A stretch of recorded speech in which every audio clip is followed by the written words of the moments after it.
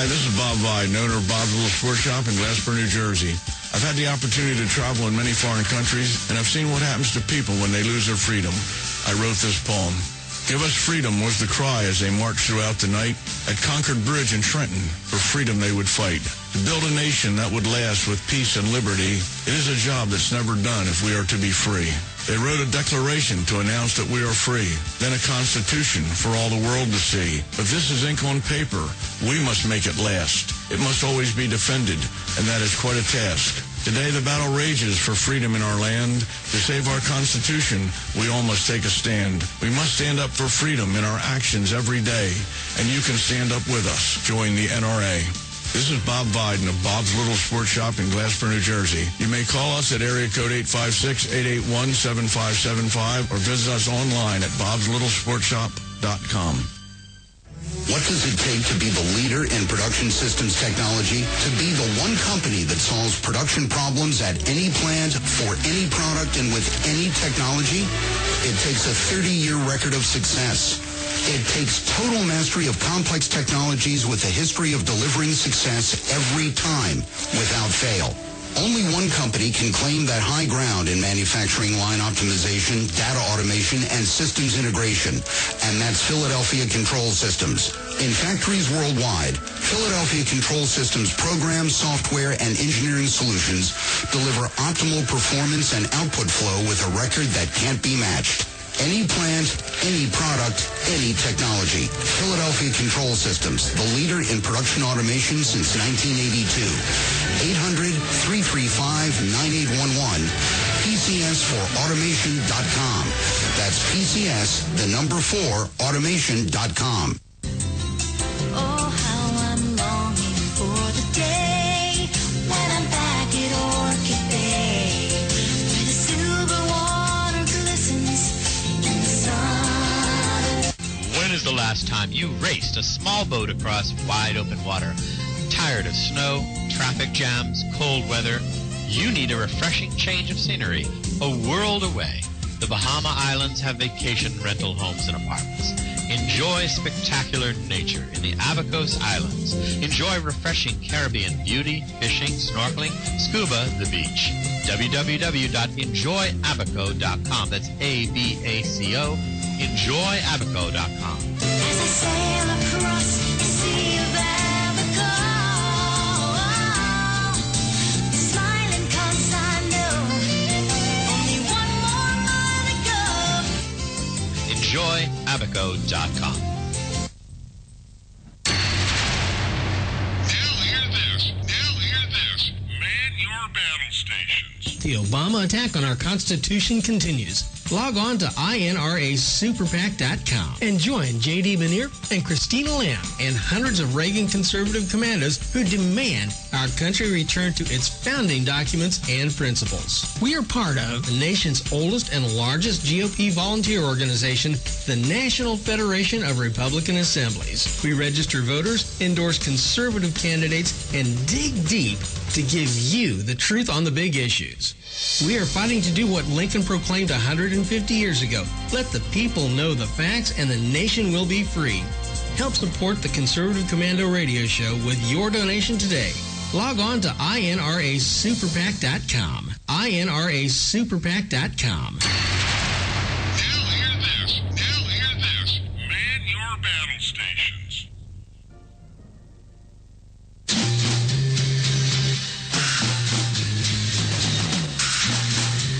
From the East Coast to the West Coast and around the world on the Internet. We're coming to you live from the CCRS studios, WNJC 1360 and WIFI 1460. This is the Conservative Commandos Radio Show with your host, Rick Trader. The Conservative Commandos Radio Show, where the newsmakers go to be heard.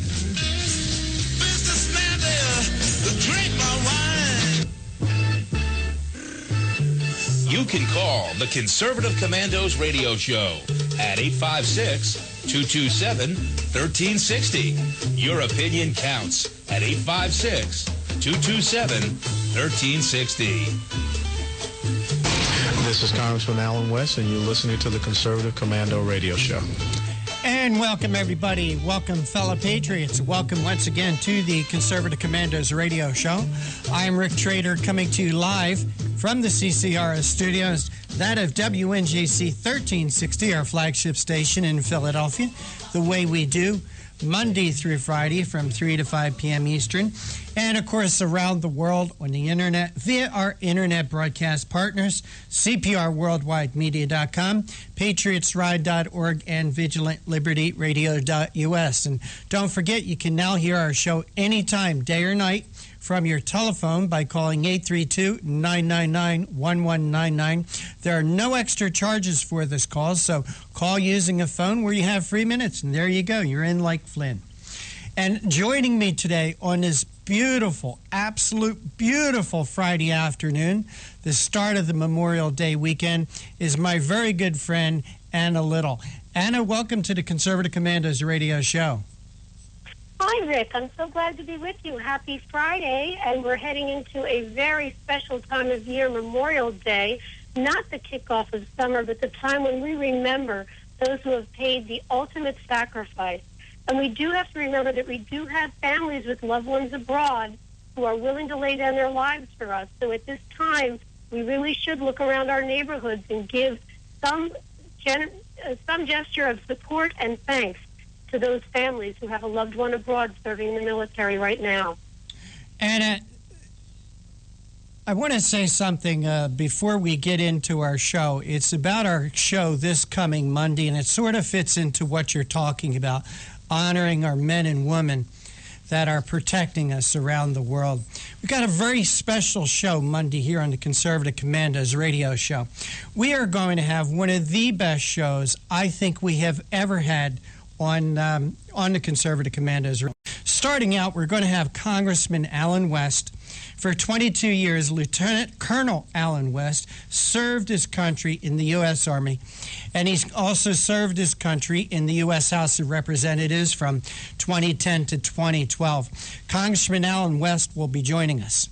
Also, Major General Paul Valerie, retired deputy commanding general for the U.S. Army in the Pacific, will be joining us here on the Conservative Commandos Radio Show.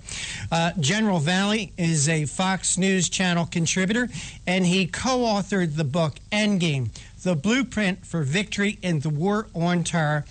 And Anna, if that's not enough, we're going to have a fellow by the name of Edgar Harrell joining us. Edgar Harrell is a veteran of the United States Navy. He was a member of the crew on the USS Indianapolis that delivered the atomic bomb to Tinian in the Pacific. And on the way back to the Philippines, the Indianapolis was torpedoed by a Japanese submarine, sending that ship to the bottom. That night, almost 1,200 men went into the water. When they're finally discovered 5 days later, only 317 remained. Many, many of those others were taken out by sharks. It's one of the true tragic stories in American history during the Second World War. Well, Edgar Harrell is a survivor. Is one of those survivors, one of those 317 that were rescued 5 days after the sinking of the Indianapolis. Well, Edgar Harrell is going to be joining us here on the Conservative Commandos Radio Show. So please, tell your friends, tell your neighbors, tell everyone you know. Please join us this coming Monday from 3 to 5 here on the Conservative Commandos Radio Show.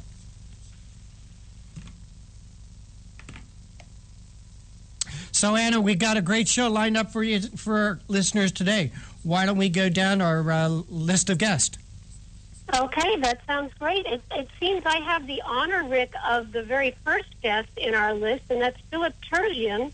He's a literary editor of the Weekly Standard. That's a publication that we like a lot. He's a native of Washington, D.C. area, and he's a journalist for nearly 40 years. And he's been a writer and editor at Reuters, the newspapers in Alabama and Kentucky, and New Republic, the Los Angeles Times, Providence Journal, For 20 years, he actually wrote a syndicated column for script-powered news service, and he was a speechwriter for Secretary of State Cyrus Vance during the 78 and 79 term, and he's been a finalist for the Pulitzer Prize in commentary, and a Pulitzer jury, a media fellow, very, very qualified guy, and he's coming on to talk to us about the, let's call it controversy, because that's what it is, about conservatives who have been invited and have accepted the invitations to give speeches on college campuses. And it seems that even after they've accepted, and depending upon how qualified they are and how conservative they are, there's been either outrage from the college community and then reaction on the part of the leaders of the institution in question, or it's been the staff, professors, and the leadership of the institution that have then either rescinded the invitation or quietly asked that conservative to decline to come. So we're going to be talking about that, especially in the context of two leading women, and might I describe them as women of color, terrific examples to minorities throughout this nation about what you can do if you apply yourself, regardless of the circumstances of your birth, whether you were born as an inner city kid or, no matter what you had available to you, what you can do with your own talents and how far you can come. And we're going to talk in detail about this when we have Philip Terzian on the show at about 3:35. All right. And at 4 o'clock, Anna, we're going to be speaking with our good friend Fred Lucas. He's the White House correspondent for theblaze.com, also the unofficial White House correspondent for us at the Conservative Commandos radio show. Before joining The Blaze, Fred worked at cnsnews.com. Fred's also the book, The Right Frequency, all about the world of talk radio. And we've asked Fred to join us and about this thing called Ban the Box. And what Ban the Box is that there's many governments, state and local governments across this country that is no longer asking people applying for jobs if they've ever been arrested or if they're a felon. So Fred Lucas has written an article on The Blaze about this, and he will be joining us at 4 o'clock. And then at 4:30, Anna, we have another very special guest starting out our Memorial Day weekend. Please tell our listeners who it is. Well, it's General George W. Casey Jr. He's one of the most accomplished soldiers in U.S. history and an authority on strategic leadership. As the 36th Chief of Staff of the U.S. Army, General Casey led what is arguably the world's largest and most complex organization, 1.1 million people strong with $200+ billion annual budget. So this is a really amazing opportunity for us that he is able to grant us this time and to talk about a very important historical event. For the first time on the National Mall in Washington, D.C., this very Saturday, May 24th, Americans from across the nation will join to read the names of nearly 7,000 American service members who have made the ultimate sacrifice since the attack on September 11th, 2001. And yes, it was an attack. These Americans strongly deserve that recognition, and we, as fellow Americans, should gather this Saturday, May 24th, to give them the recognition that they and their families deserve. This is the dedication that this nation was built upon, and these are the sacrifices that maintain our freedom here on U.S. soil and throughout the world. So we have got to step up. And I'm so honored that I'm going to get the opportunity, Rick, to interview General George W. Casey Jr. What a way to start out the Memorial Day weekend. Hey, Anna, and they're going to be reading these names at the Vietnam Memorial Wall. Have you ever been there, Anna? Have you ever been to the wall? I have, and there is no more moving experience than to just stroll along the wall. The artful way in which this is presented strikes you as a visitor, and just the sheer number of names. If you want a good impression, a complete impression of the magnitude of that particular war, that particular military campaign, you need to go down and visit the Vietnam Memorial and just stroll along the wall itself. Certainly double back and see if you can find your loved one or your friend or your colleague or, fellow soldier on the wall. But I think the most important way to experience it is to just stroll along, and I think that's what the artist intended. All right, Anna, and with that, we are going to take our first break. I totally agree with what you said, Anna. It is a very somber and moving thing to do, and I personally know some of those names that are on that wall. And you're listening to the Conservative Commandos radio show with Anna Little and Rick Trader, coming to you live from the CCRS studios, that of WNJC 1360, our flagship station in Philadelphia. The way we do, Monday through Friday from 3 to 5 p.m. Eastern Time, and around the world on the internet, cprmedia.com, patriotsride.org, vigilantlibertyradio.us, and don't forget, check out our websites, conservativecommandosradioshow.com and ccrshow.com. Two different sites, different information on each one of them. Don't go away. We'll be right back. Oh, how I'm longing for the day when I'm back at Orchid Bay, where the silver water glistens in the sun. When is the last time you raced a small boat across wide open water? Tired of snow, traffic jams, cold weather? You need a refreshing change of scenery, a world away. The Bahama Islands have vacation rental homes and apartments. Enjoy spectacular nature in the Abacos Islands. Enjoy refreshing Caribbean beauty, fishing, snorkeling, scuba, the beach. www.enjoyabaco.com. That's ABACO. Enjoyabaco.com. As I sail across the sea of Abaco, smiling 'cause I know only one more mile to go. Enjoyabaco.com. What does it take to be the leader in production systems technology? To be the one company that solves production problems at any plant, for any product, and with any technology? It takes a 30-year record of success. It takes total mastery of complex technologies with a history of delivering success every time, without fail. Only one company can claim that high ground in manufacturing line optimization, data automation, and systems integration, and that's Philadelphia Control. In factories worldwide, Philadelphia Control Systems programs, software, and engineering solutions deliver optimal performance and output flow with a record that can't be matched. Any plant, any product, any technology. Philadelphia Control Systems, the leader in production automation since 1982. 800-335-9811. PCS4automation.com. That's PCS, the number 4, automation.com. Hi, this is Bob Vide, owner of Bob's Little Sports Shop in Glassboro, New Jersey. I've had the opportunity to travel in many foreign countries, and I've seen what happens to people when they lose their freedom. I wrote this poem. Give us freedom was the cry as they marched throughout the night. At Concord Bridge in Trenton, for freedom they would fight. To build a nation that would last with peace and liberty, it is a job that's never done if we are to be free.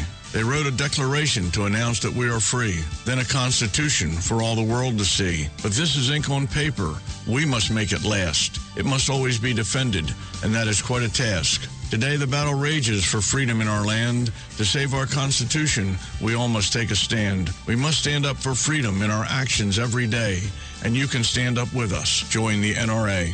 This is Bob Viden of Bob's Little Sports Shop in Glassboro, New Jersey. You may call us at area code 856-881-7575 or visit us online at bobslittle.sportshop.com. You can call the Conservative Commandos radio show at 856-227-1360.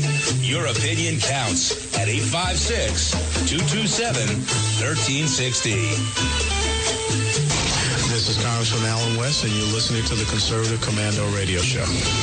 And yes, it's that Alan West. It's that Congressman Alan West, who will be one of our guests here on the Conservative Commandos Radio Show this coming Monday, Memorial Day. Yes, we are doing a live show, and in my opinion, it's one of the best shows that we have done here.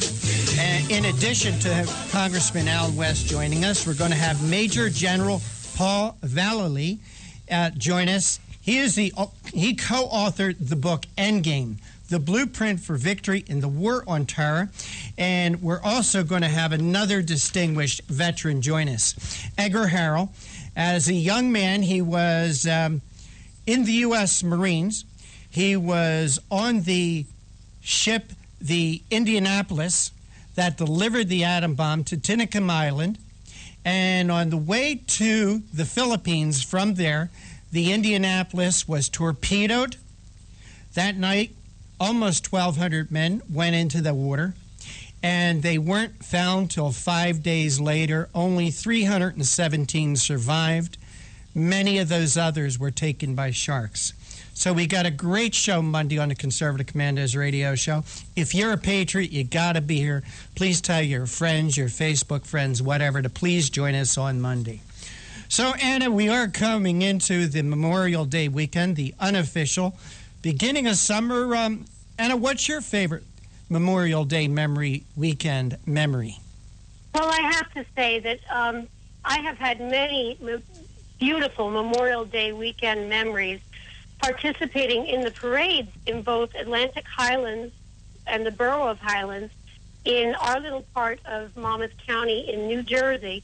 I'm especially warmed by memories of a very good friend of mine, a World War II veteran named Bernard Frotton, who was a very, very close friend of both Robert and mine. He's passed away. It's been close to a year now, a little over a year. And we miss him at Memorial Day this year. Last year, I think the loss was still a little raw, but this year they're going to be honoring him at the Atlantic Highlands Memorial Day ceremony as a fallen warrior. And the flags are being flown at the mission and also along the highway nearby. There are probably a dozen flags. They'll be flown in his honor. So that's really very, very appropriate tribute to Bernard Frotton and all of those who have paid the ultimate sacrifice and who are willing to lay down their lives for all of us. But I think that's the memory I'm choosing to focus on this Memorial Day in 2014. Well, Mike, I have a couple of favorite Memorial Day weekend memories. One when I was about 8 or 9 years old. I was in the Cub Scouts, and I participated in a parade down Philadelphia Avenue in Egg Harbor City, New Jersey. And from there, we went to honor a Civil War veteran at a cemetery in Batstow, New Jersey. So that was probably my first Memorial Day memory as a child. And then as a teenager, me and a few other friends on a Memorial Day weekend, we went down to Atlantic City, New Jersey, and met these girls from Oxon Hill, Maryland, hung around with them all weekend. So that's one of my favorite Memorial Day weekend memories. And now, Anna, what I like to do on Memorial Day is I like to learn about the wonderful and rich history of our country. I like to watch documentaries, for instance, on the History Channel about the history of our country or about the Revolutionary War, and that's how I like to spend my Memorial Day weekend, Anna. Well, I think that's very fitting. But, you know, Rick, I think that sometimes it's great to learn at Memorial Day about the experiences of our soldiers. Sometimes we forget just how insulated we as Americans are from the experiences that these terrific, dedicated individuals have to undergo. I mean, they're terrible negative experiences while they're actually in harm's way. They're separated from their families for lengthy periods of time, sometimes in combat conditions. And when they come back, it's really very difficult to adjust. And, you know, I like to talk with the veterans who are available to us at these memorial ceremonies. So I find that that's the best way for me to spend that time and to learn the most. At one of those ceremonies, and I want to say it was probably in 2011, I was approached at, I think it was the Atlantic Highlands ceremony, where I'd been asked to sing God Bless America. You know I love to sing. So at any rate, I got that opportunity, and I was approached by this person who was very involved with the veterans organizations, and she gave me a magazine, which was pretty thick, but she had marked a page in it. And in that page, there was contained this poem that was written by Kelly Strong, and it's called Freedom is Not Free. And if you don't mind, it should only take me about a minute or less. I'd like to read this. Absolutely. Love to hear it. And enjoy it. Love The title to hear is it. Freedom is Not Free. And here's the poem. I watched the flag pass by one day. It fluttered in the breeze. A young Marine saluted it, and then he stood at ease. I looked at him in uniform, so young, so tall, so proud. With hair cut square and eyes alert, he'd stand out in any crowd. I thought how many men like him had fallen through the years, how many died on foreign soil, how many mothers' tears, how many pilots' planes shot down, how many foxholes were soldiers' graves. No, freedom is not free. I heard the sound of taps one night when everything was still. I listened to the bugler play and felt a sudden chill. I wondered just how many times that taps had meant amen. When a flag had draped a coffin of a brother or a friend, I thought of all the children, of the mothers and the wives, of fathers, sons, and husbands with interrupted lives. I thought about a graveyard at the bottom of the sea, of unmarked graves in Arlington. No, freedom isn't free. And that's copyrighted 1981 by Kelly Strong.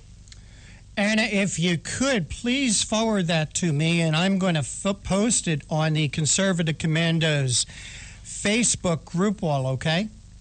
Okay, and I'll include with it, Rick, another one that she's written called The Wall, Okay. which probably refers to her war, which is the Vietnam War. Right. Anna, you know, when you talk about talking to the veterans and how it was a very tough time for them, I know that personally. I had an uncle who was in the Marines who served on Guadalcanal, one of the most ferocious battles in the history of our country. And it was only they anticipated a very, very quick battle, maybe a week or two, living in foxholes for months, in filthy foxholes. My uncle would never talk about it. He was so traumatized by the event. He used to have terrible nightmares. I've heard stories about what has happened on Guadalcanal since then. Those poor men living in foxholes with practically nothing to eat. They couldn't even leave the foxholes to relieve themselves. They had to urinate and defecate in their pants. They knew if they left those foxholes, chances are they might never get back. And when I think about those sacrifices that those men made, when I go to the cemeteries like Arlington and Normandy and Gettysburg, the sacrifices that was made so we can have our freedoms, that's also what Memorial Day means to me, Anna Little. Hey, Anna, with that, we're going to take a break, okay? All right. And you are listening to the Conservative Commandos radio show with Anna Little and Rick Trader. We're coming to you live from the CCRS studios, that of WNJC 1360, our flagship station in Philadelphia and around the world on the internet via our internet broadcast partners, CPRWorldwideMedia.com, PatriotsRide.org, VigilantLibertyRadio.us. And today's show, like all our shows, is brought to you by the First Amendment, and it is protected by the Second. Please don't go away. Anna and I will be right back with our first guest. Yeah, that's my prerogative. They say I'm nasty, but What does it take to be the leader in production systems technology? To be the one company that solves production problems at any plant, for any product, and with any technology? It takes a 30-year record of success. It takes total mastery of complex technologies with a history of delivering success every time, without fail. Only one company can claim that high ground in manufacturing line optimization, data automation, and systems integration, and that's Philadelphia Control Systems. In factories worldwide, Philadelphia Control Systems programs, software, and engineering solutions deliver optimal performance and output flow with a record that can't be matched. Any plant, any product, any technology. Philadelphia Control Systems, the leader in production automation since 1982. 800-335-9811, PCSforautomation.com. That's PCS, the number 4, automation.com. Oh, how I'm longing for the day when I'm back at Orchid Bay, where the silver water glistens in the sun. When is the last time you raced a small boat across wide open water? Tired of snow, traffic jams, cold weather? You need a refreshing change of scenery, a world away. The Bahama Islands have vacation rental homes and apartments. Enjoy spectacular nature in the Abacos Islands. Enjoy refreshing Caribbean beauty, fishing, snorkeling, scuba, the beach. www.enjoyabaco.com. That's A-B-A-C-O.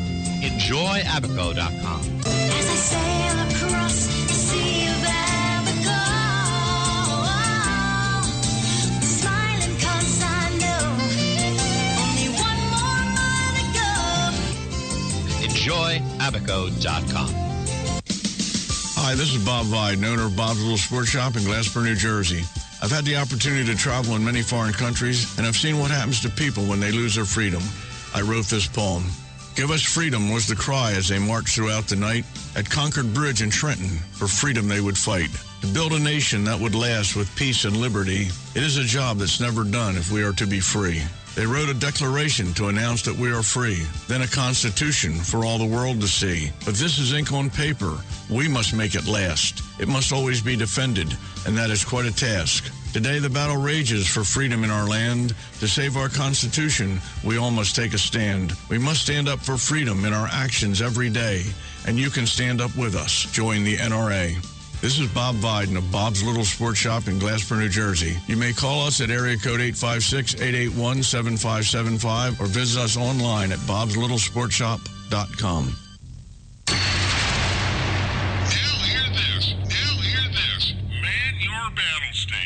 The Obama attack on our Constitution continues. Log on to INRASuperPAC.com and join J.D. Manier and Christina Lamb and hundreds of Reagan conservative commandos who demand our country return to its founding documents and principles. We are part of the nation's oldest and largest GOP volunteer organization, the National Federation of Republican Assemblies. We register voters, endorse conservative candidates, and dig deep to give you the truth on the big issues.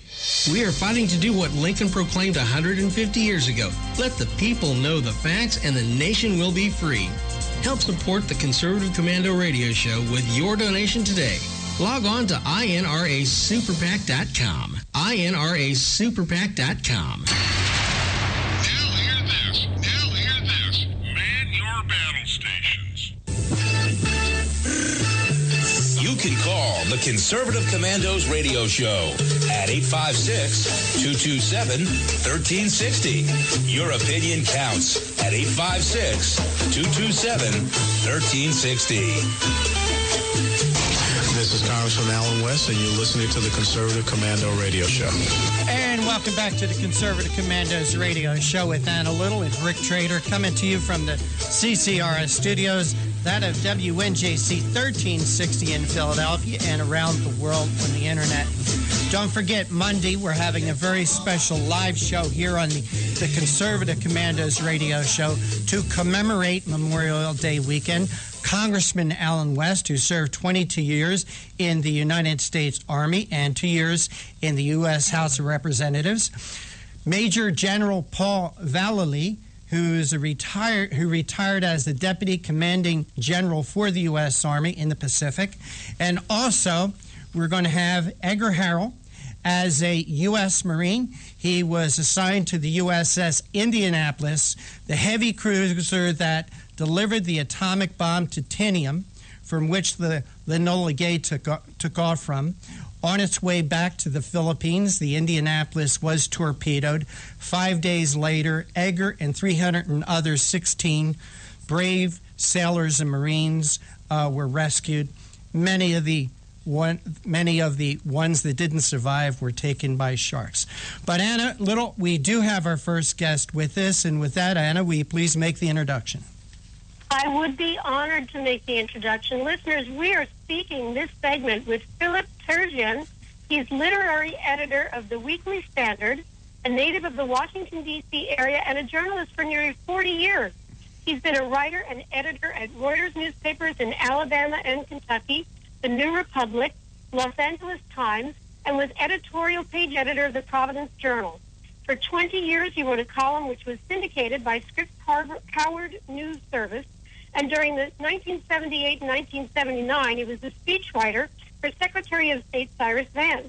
Turgeon has been a finalist for the Pulitzer Prize in Commentary, a Pulitzer Juror, a media fellow at the Hoover Institution at Stanford, traveling fellow of the American Journalism Foundation, and a member of the American Council on Germany. He's a contributor to the Wall Street Journal Commentary and New Criterion, the Times Literary Supplement, and other publications. And in 2010, Encounter Books published his book, Architects of Power, Roosevelt, Eisenhower, and the American Century. Philip Turgeon, welcome to Conservative Commandos Radio Show. Well, thank you. Delighted to be here. Oh, we're delighted to have you here. It's always a little disconcerting to hear yourself described at such length, but thank you. Well, you know, if you've achieved all of that, you deserve to be embarrassed and humbled by the list of it all. And we're very, very indebted to you for your contribution because, you know, we need people in the media who are willing to tell the whole story and the truth. Well, thank you very much, and it's more true than ever. Yes, because the subject that we're going to speak with you, I hope this segment, is of utmost importance. It's called Unfree Speech. Why don't you go ahead and introduce the subject? Well, that's the title of a piece I wrote for the Weekly Standard, and it was prompted by there were two high-profile cancellations of commencement speakers this season. Actually, there were 4 or 5, but when I wrote the piece, there had only been 2. And my point was that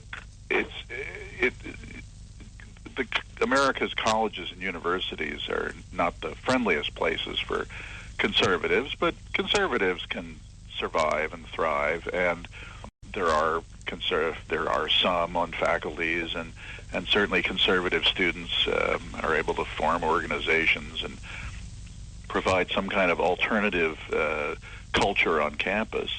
But there has been a gathering movement on American campuses in recent years that I find very troubling, and that is basically the restriction of speech on campus. A lot of campuses, as you know, have developed these so-called speech codes, which were originally designed to govern relations between the sexes.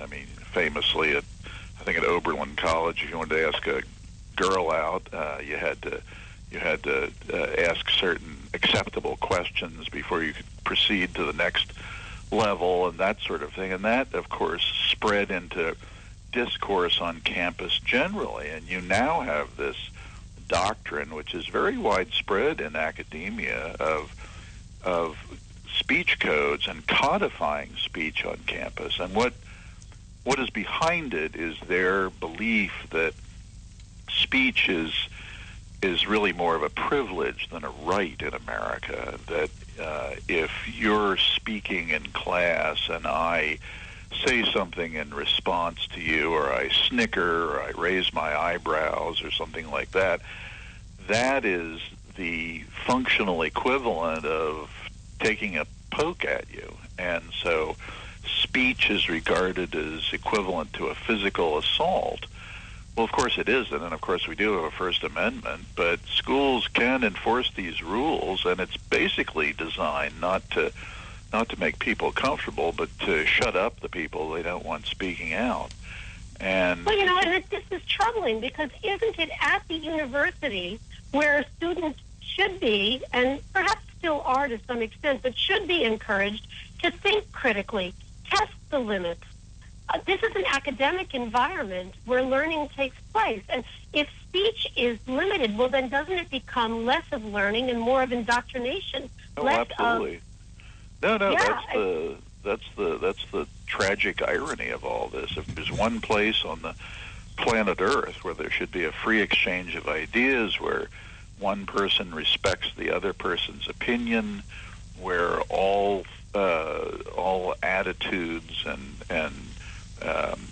ideas are explored in depth without worrying about saying the wrong thing or recriminations. It should be on a college campus. And ironically, that's now the one place in America where you can get into trouble for speaking your mind. The piece you kindly alluded to earlier was prompted by two events where Ayaan Hirsi Ali, who's a Somali woman who's, you may well know, who's an advocate for women's rights in the Muslim world, lives here in America, actually here in Washington now, although very carefully because she's under a sentence of death for her apostasy.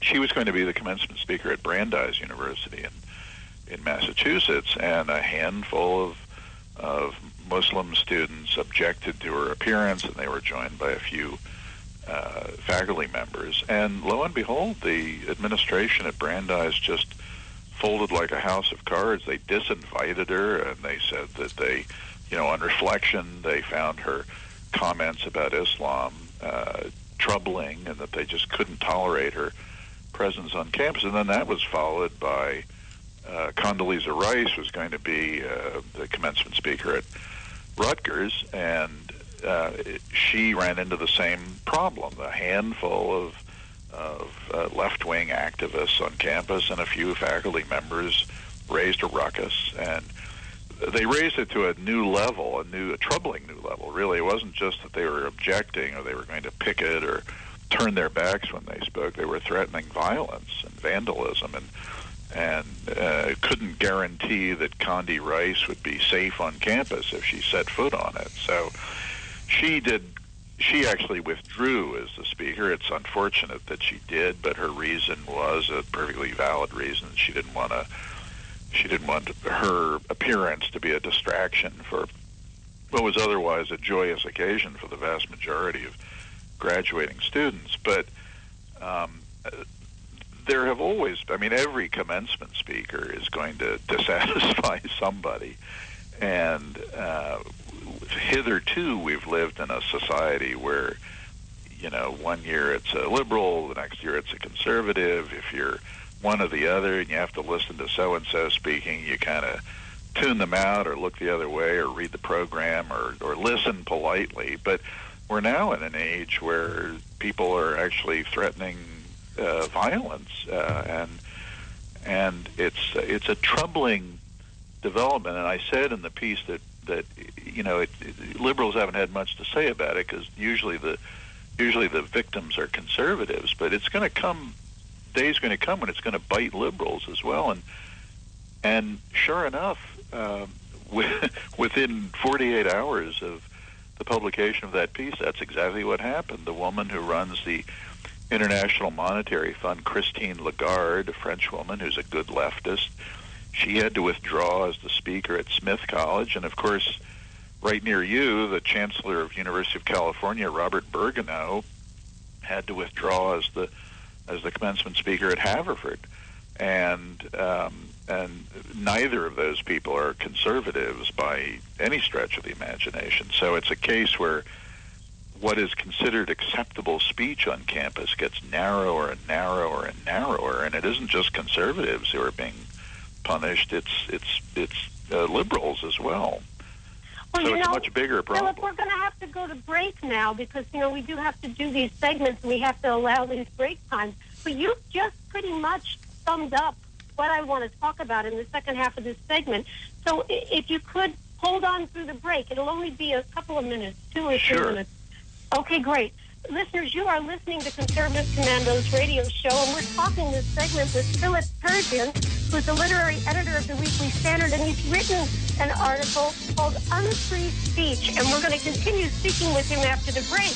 Now, of course, we want to tell you that we're broadcasting live from our flagship station, WNJC 1360 in Philadelphia, and also around the world on the Internet, and we're very proud of our new Internet broadcast partners. CPRWorldwideMedia.com, PatriotDrive.org, and VigilantLibertyRadio.us. And now you can listen to the Conservative Commandos radio show anytime, any day by calling 832-999-1199. That's 832-999-1199. How I'm longing for the day when I'm back at Orchid Bay.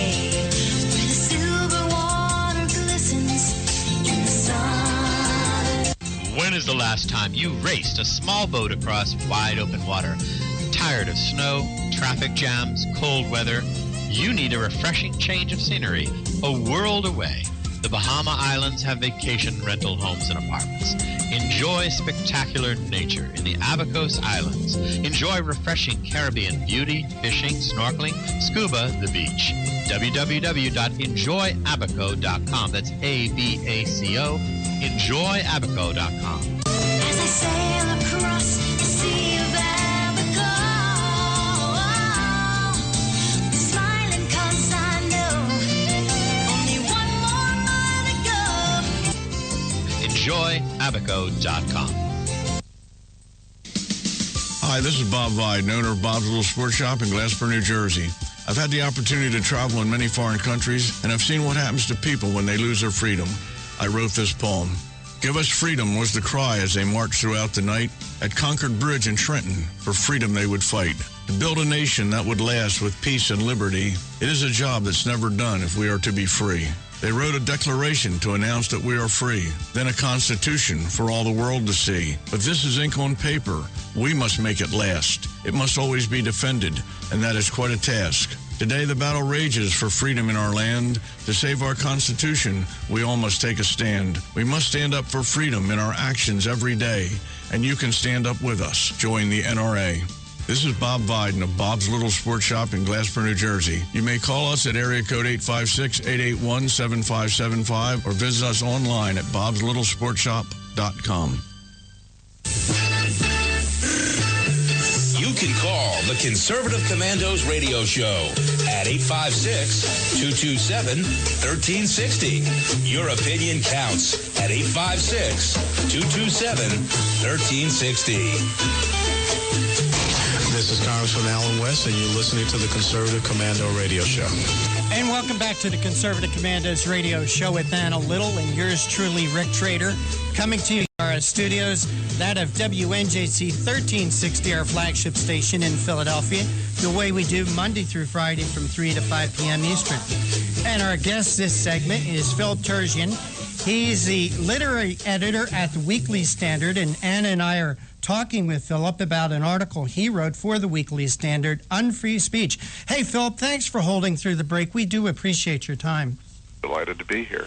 Philip, in reading your article, actually something popped into my mind that things actually might be getting a little better for conservatives being invited to speak on college campuses.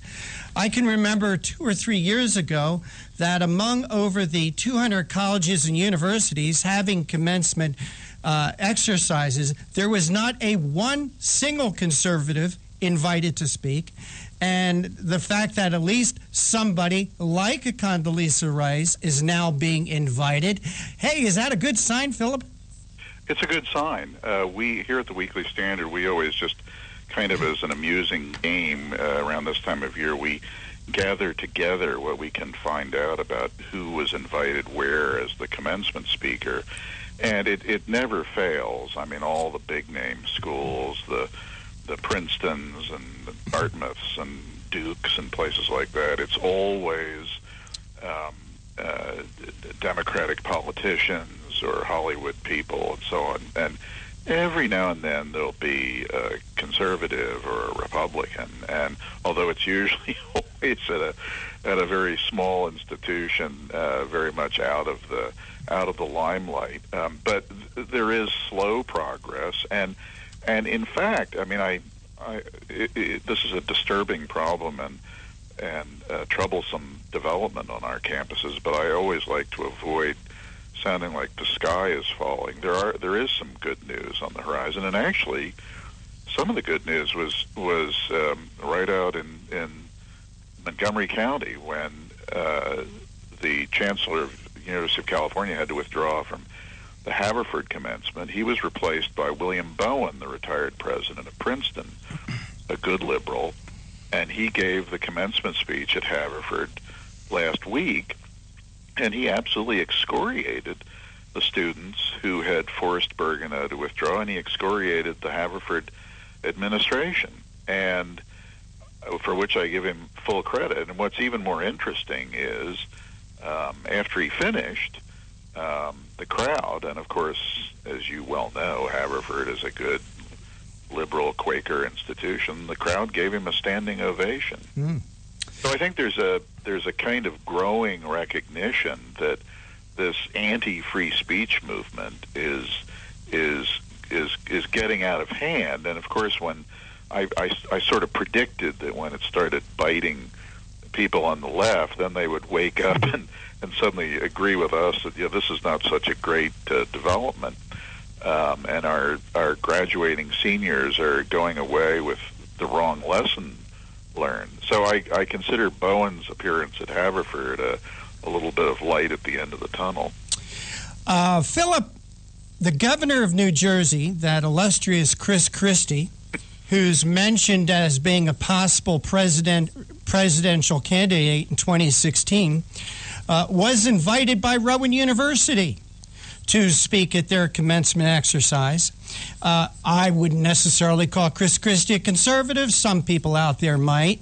But even with the selection of Chris Christie to speak at Rowan University in Gloucester County, New Jersey, a state that Chris Christie is the governor of, the editorials to the local newspaper was unbelievable how people were bashing him. You would have thought he might have been a child molester.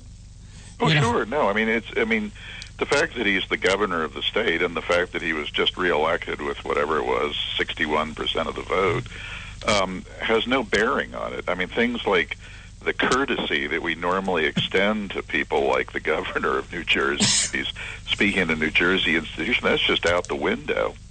I mean, I guess maybe it's an old-fashioned point of view. My daughter graduated from the University of Virginia last year, and my wife and I, of course, attended her graduation. And the commencement speaker was Senator Jim Webb of Virginia. Now, if there's anyone on the planet who I really dislike, it's James Webb, for a variety of reasons.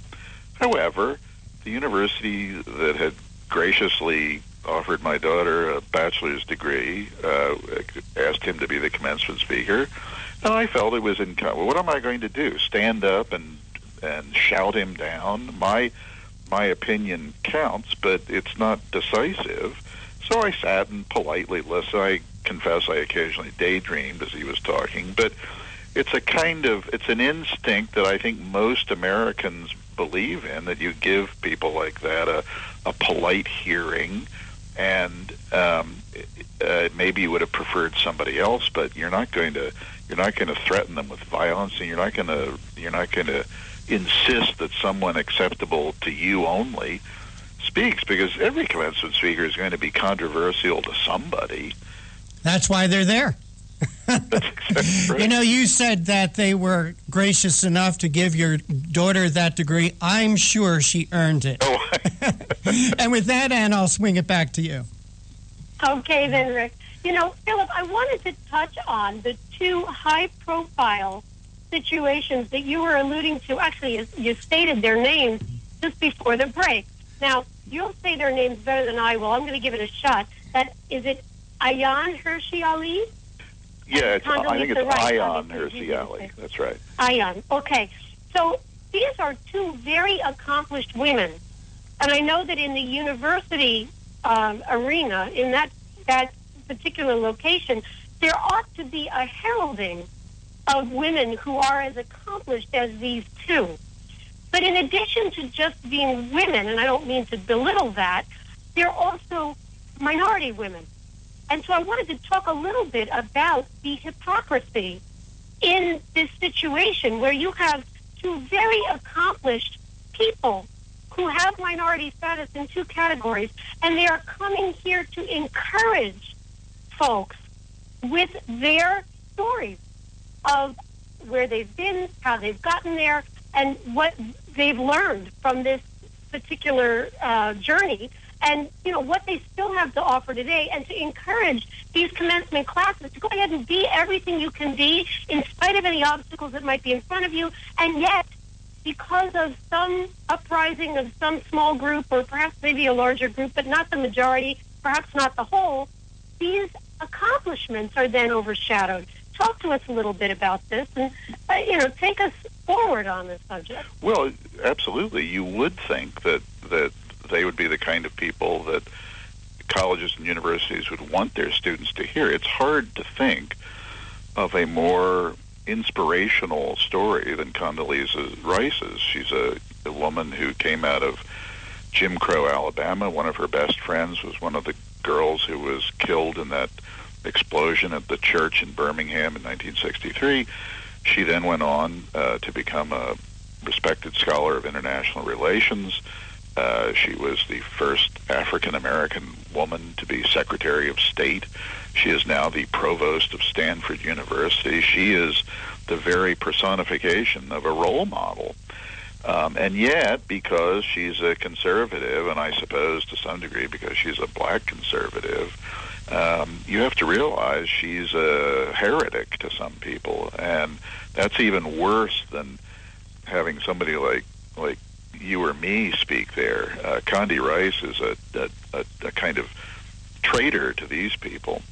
And the same with Ayaan Hirsi Ali. She is a Somali woman who grew up in a very repressive society. She is a worldwide advocate for the rights of women in Islamic countries.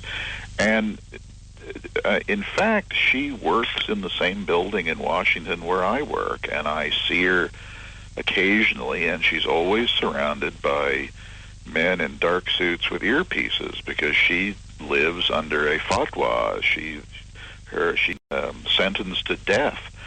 That is a far greater risk than anybody faces when they go before the tenure board at a university or something like that. This is a woman who has literally put her life on the line for the rights of women. And I don't know at Brandeis what the majority of students, what the majority of women at Brandeis thought about her, but this one little coterie of malcontents were able to exercise what they call the heckler's veto. They threatened violence, they threatened disruption, they threatened vandalism, and the administration appeased them. So I think, as you say, these are exactly the sort of people students should be hearing on campus, and they're exactly the sort of people we should regard as role models, and they are. So I think that, if there is a silver lining in all this, when the more high-profile cases like this that we see, I think public opinion is going to be aroused. It's already aroused. And then, of course, you have William Bowen speaking at Haverford. So I'm cautiously optimistic that things may actually get better before they get worse. I love to end on that positive note, and unfortunately, time gets away from us here in these segments because we could have gone on and on with these subjects. But Philip, please tell us tell our listeners where they can continue to follow your work. Well, I work for the Weekly Standard, which is a magazine of politics and culture in Washington, and I like to think the leading conservative magazine in America. Our website is weeklystandard.com. Weeklystandard.com. Philip Terzian, thank you so much for spending this time this afternoon with us on the Conservative Commandos radio show. We thoroughly enjoyed speaking with you, and I hope that you'll come back and speak with us again soon. I will, and thank you for having me. Okay, and you are listening to the Conservative Commandos radio show with Anna Little and Rick Trader, coming to you live from the CCRS studios, that of WNJC 1360 and around the world on the internet. And if you'd like to hear a rebroadcast of today's show at 10:10 this evening, please log on to patriotsride.org. That's patriotsride.org. And at 5 p.m., when we end our live broadcast, if you'd like to hear more of us, please log on to CPRWorldwideMedia.com, CPRWorldwideMedia.com. That's at 5 p.m. Eastern Time. Don't forget, you can hear our show anytime, day or night, by calling 832-999-1199. Don't go away. On the other side, Ann and I are going to be speaking with Fred Lucas.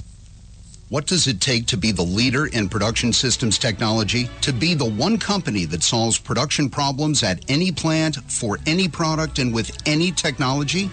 It takes a 30-year record of success. It takes total mastery of complex technologies with a history of delivering success every time, without fail. Only one company can claim that high ground in manufacturing line optimization, data automation, and systems integration, and that's Philadelphia Control Systems. In factories worldwide, Philadelphia Control Systems programs, software, and engineering solutions deliver optimal performance and output flow with a record that can't be matched. Any plant, any product, any technology. Philadelphia Control Systems, the leader in production automation since 1982. 800-335-9811, PCS4automation.com. That's PCS, the number 4, automation.com.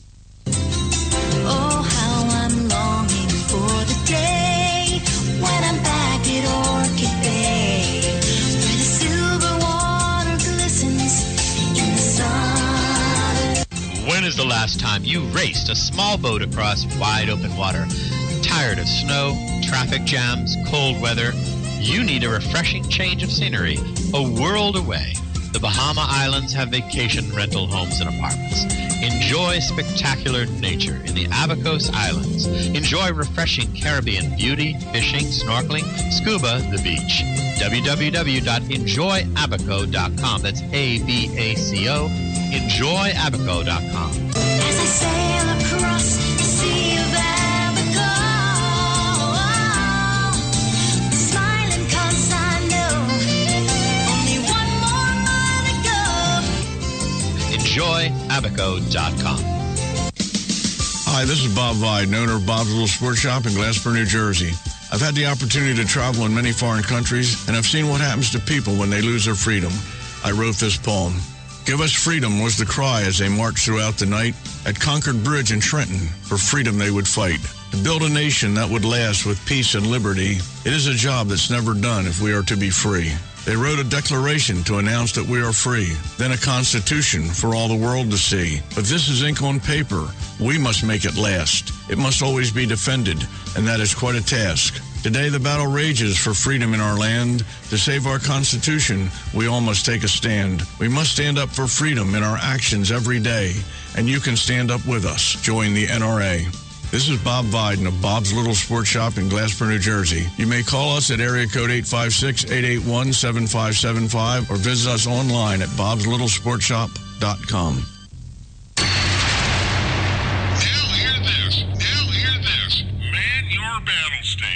The Obama attack on our Constitution continues. Log on to INRASuperPAC.com and join J.D. Manier and Christina Lamb and hundreds of Reagan conservative commandos who demand our country return to its founding documents and principles. We are part of the nation's oldest and largest GOP volunteer organization, the National Federation of Republican Assemblies. We register voters, endorse conservative candidates, and dig deep to give you the truth on the big issues. We are fighting to do what Lincoln proclaimed 150 years ago. Let the people know the facts and the nation will be free. Help support the Conservative Commando Radio Show with your donation today.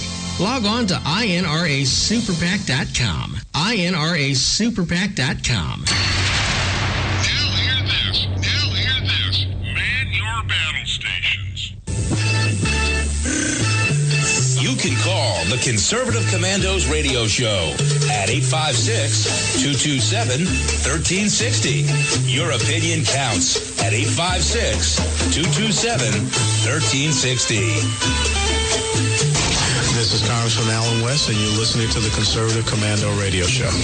Welcome back to the Conservative Commandos Radio Show with Anna Little and Rick Trader. And please help us get the word out that this coming Monday, we're having a very special live Memorial Day show here on the Conservative Commandos Radio Show. We're going to have Congressman Alan West. Congressman West, for 22 years, served the country as in the U.S. Army. And from 2010 to 2012, he served our country and the 22nd District in Florida in the U.S. House of Representatives. Congressman Alan West joining us Monday. Also on Monday, we're going to have Major General Paul Vallely. He's retired. He retired as the Deputy Commanding General for the U.S. Army in the Pacific in 1991. Veteran at 2 combat tours in Vietnam. Since his retirement from the military, he has served as a military analyst for the Fox News Channel and is the co-author of the book Endgame, The Blueprint for Victory in the War on Terror.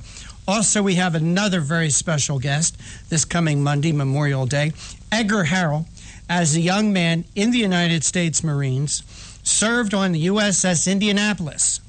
Now, if you've ever seen the movie Jaws, you know about the story about the Indianapolis. It's a true story. This is the this is the heavy cruiser that delivered the bomb to Tinicum Island, from which the Enola Gay took off from to drop the atomic bomb on Hiroshima. While on the way from Tinicum to the Philippines, the Indianapolis was torpedoed by a Japanese submarine. That night, over 1,100 men went into the water. When they were found 5 days later, only 317 remained, many of the others being taken by sharks. Edgar Harrell was one of the survivors, and he'll be a guest with us Monday on the Conservative Commandos radio show. Joining us now is a very good friend of the program. Fred Lucas is the White House correspondent for The Blaze. He's also the unofficial White House correspondent for the Conservative Commandos radio show. Before joining The Blaze, Fred worked at CNSnews.com, another good friend of the show, and Fred is the author of the new book, The Right Frequency, all about the world of talk radio. Fred, welcome back to the Conservative Commandos radio show. Oh, thanks for having me on, Rick. Great to have you with us, Fred. Fred, we've asked you to join us today to discuss an article that you have up on The Blaze now, Felons for Hire. More states and local governments not asking about past convictions. Fred, you start out this article by saying, Georgia Governor Nathan Deal, a Republican, will be signing an executive order soon that would remove the question about felony convictions from state applications following a trend by 10 other states and at least 60 other governments. Fred, whenever I hear something like this, it reminds me of something that I heard several years ago about a company called Fuller Brush. Did you ever hear about them? Not from Fuller Brush is a direct-to-consumer marketing company. They sell brushes and soaps and detergents and household goods. Well, their salesmen are independent contractors, distributors. They don't work directly for the companies. But one of these individuals who was selling Fuller Brush went into a lady's house and raped her. As a result, the company Fuller Brush was sued, and the company lost and had to pay millions to this woman. Now, Fred, when I hear this, is this setting up governments for potential lawsuits and hiring criminals that could potentially impact all of us taxpayers by committing crimes while they're under the employ of governments? I think that is a concern.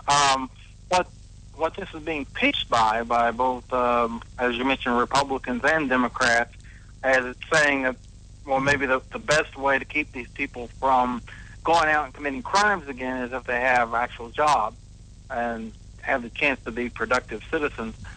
At least in the case of Georgia, with this executive order coming up, what they're looking at is somehow trying to avoid certain jobs, such as people who would be dealing with public safety jobs or highly sensitive government positions that maybe deal even with children in some cases. They would not be eligible.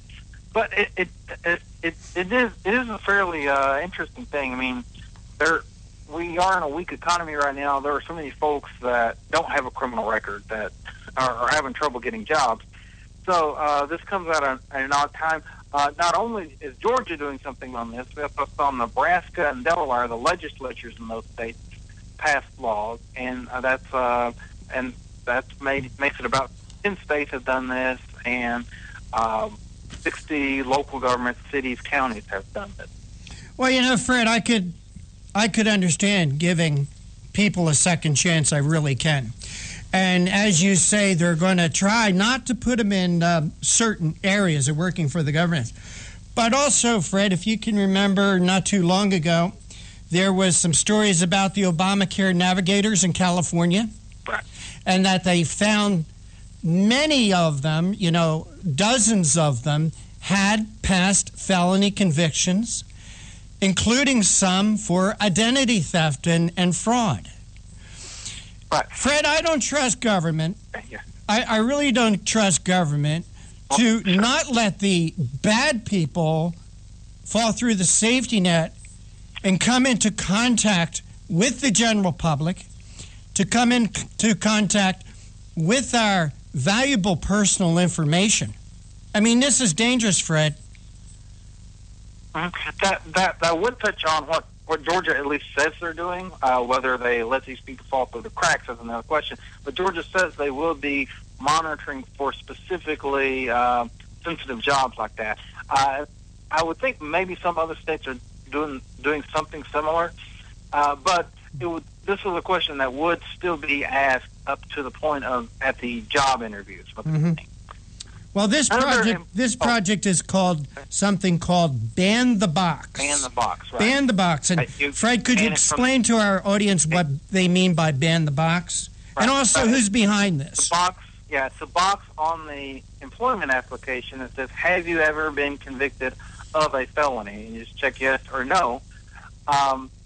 In that case, this would be taken off the employment application.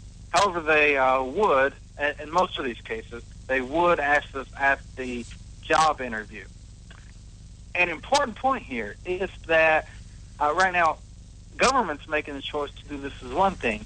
Some of these states, Rhode Island and Hawaii right now are the only states, but some cities as well, are requiring the private businesses. You can't put this. I think that in particular is an entirely different question, because there are some businesses that are big enough to vet employees, and some businesses are very small and they can't vet employees. And I think it might be the National Federation of Independent Businesses, which represents small businesses in the country. They're saying that this is an unfair burden to put on businesses. So I think you do have an issue right there in which the government could be imposing something that's very unfair. Fred, I'm looking at your article, and you say this year state legislatures in Delaware and Nebraska passed Ban the Box bills, and that in the last 5 years, states such as California, Colorado, Connecticut, Illinois, Maryland, Massachusetts, New Mexico, Minnesota, Rhode Island, and the District of Columbia. Fred, what do all those states have in common? They're all blue states. They're all blue states. They're all blue states. That can go back and forth a little bit. Yeah, mostly blue states, though. Yeah. So I could make an argument, Fred, that here you go, another liberal idea to get more of their people accepted into society, working for government, and I'm sure they're going to find a way for these people to vote. And who are you going to vote for, Fred? You're going to vote for your friends. And you're going to vote the way your friends do. Yeah, absolutely. Oh, Democrat. And you're probably going to contribute your dues, which will go to Democratic causes, and the state employee union. That begs the question of why is Governor Nathan Deal getting involved? Yeah, it's, another Rhino Republican? That could be. He did sign a bill recently, though, about that provide more Second Amendment freedoms in the state of Georgia, and that upset liberals quite a bit. So this is an interesting cause for him to take up. Yeah. Hey, Fred, we got to take a break in a little bit. Can you hang through the break? Sure. All right, and John, don't start the break yet because I want to make a special announcement here. And as you've been hearing me talk here on the Conservative Commandos radio show, we have a very special show this coming Monday, this coming Memorial Day weekend. We've got 3 great Americans joining us here on the Conservative Commandos radio show. One of them probably needs no introduction at all. Congressman Allen West, for 22 years, Lieutenant Colonel Allen West served our country in the U.S. Army, and for 2 years he served our country in the U.S. House of Representatives. Also, we have Major General Paul Vallely. He is a retired deputy commanding general for the U.S. Army in the Pacific, and he's also a Fox News contributor. He co-authored the book Endgame, The Blueprint for Victory in the War on Terror. And also we've got Edgar Harrell joining us. As a young Marine, he was assigned to the USS Indianapolis that was sunk by a Japanese torpedo near the end of the Second World War, and he was one of the 317 survivors. Of those survivors, not many of them are still alive. Edgar Harrell will be joining us here Monday on the Conservative Commandos radio show.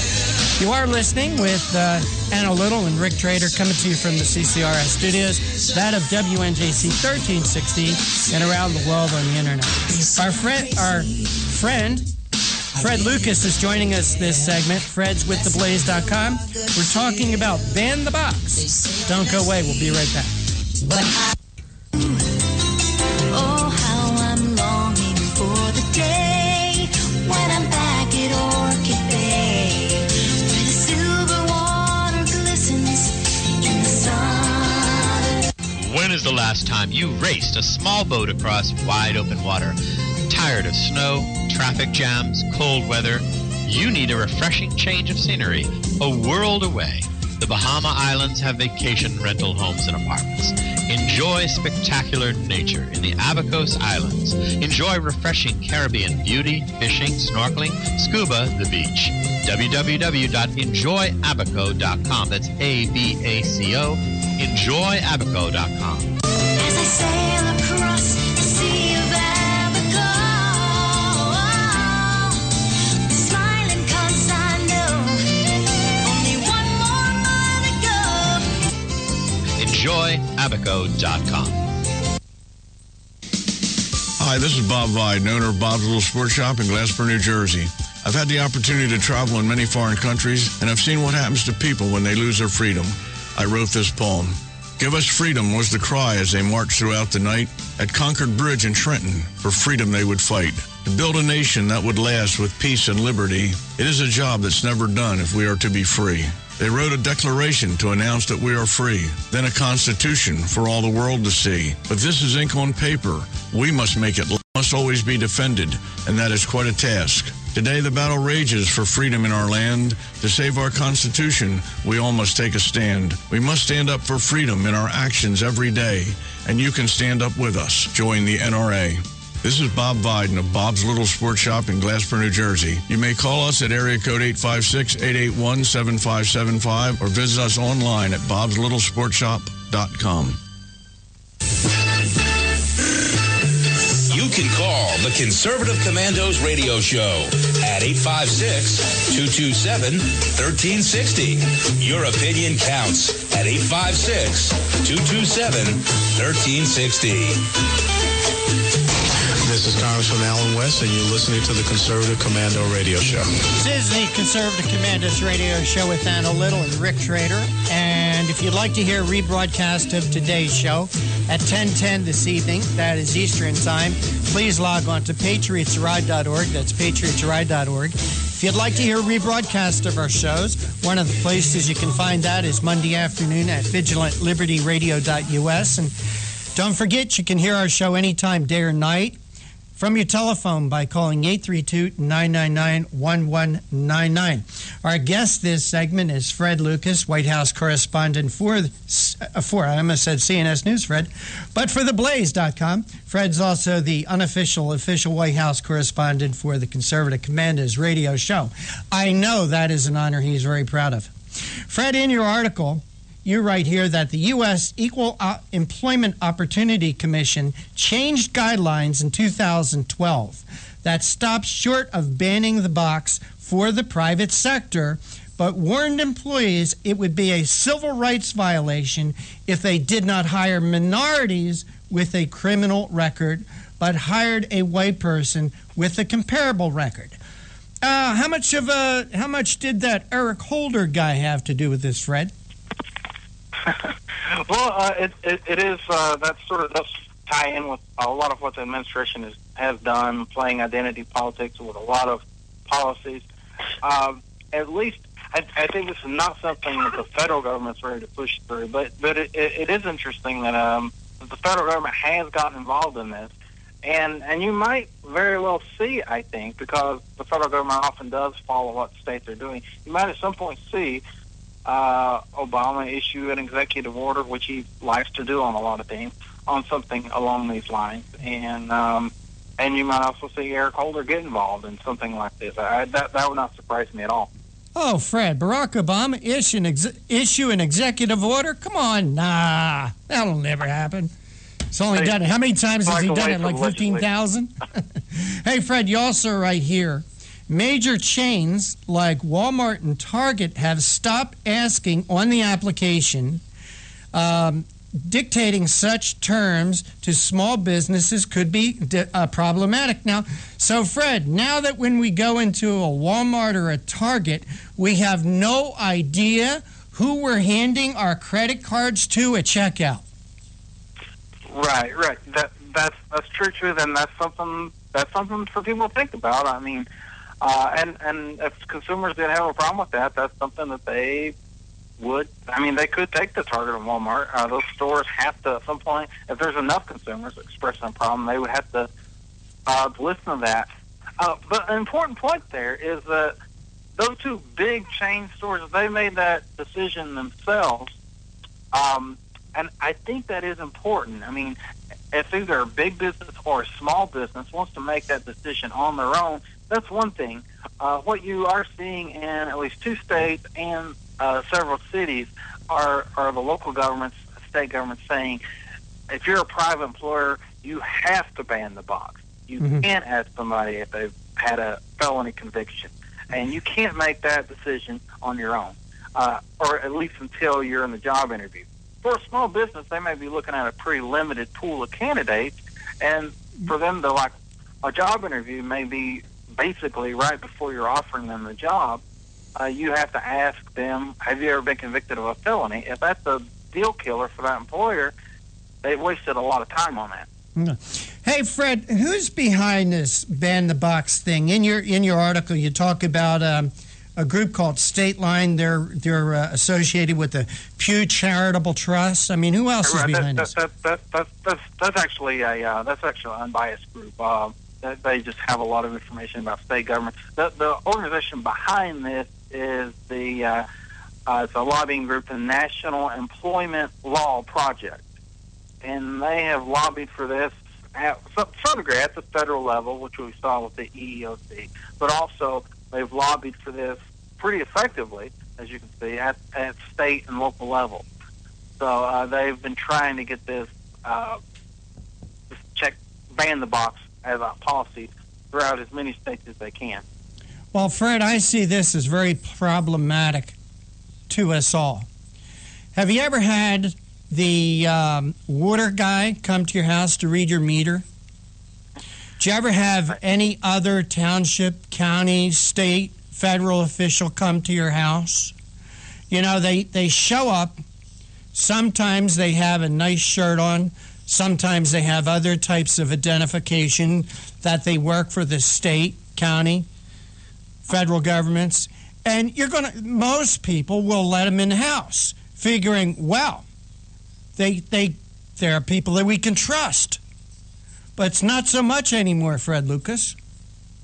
All right. Well, this organization that I just mentioned, the National Employment Law Project, they've pointed out that something like 7 million or 3 out of every 10 Americans have been arrested. Well, yeah, I don't want those people in my house either, Fred Lucas. What I was going to say on that point, they're saying everybody who's ever been arrested. They could be talking about some college kid that was doing some kind of crazy prank that got arrested on a misdemeanor.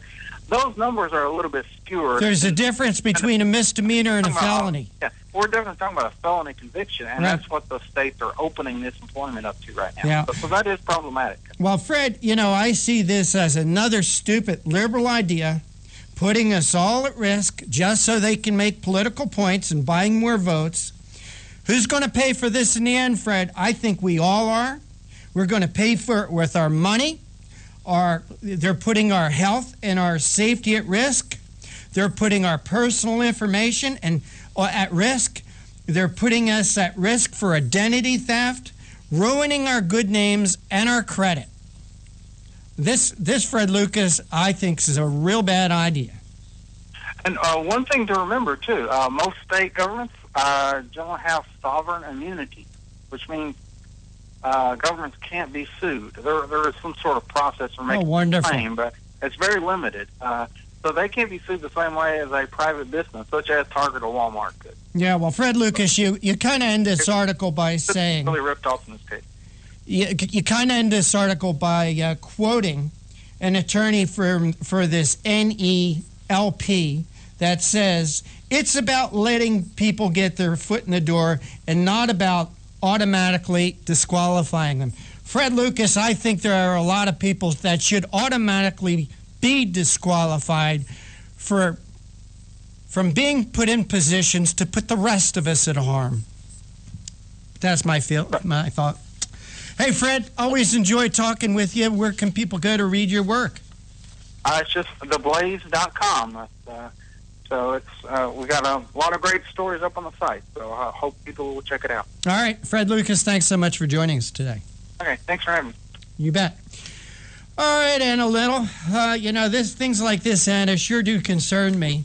Here, once again, it's our government with this political correctness putting all of...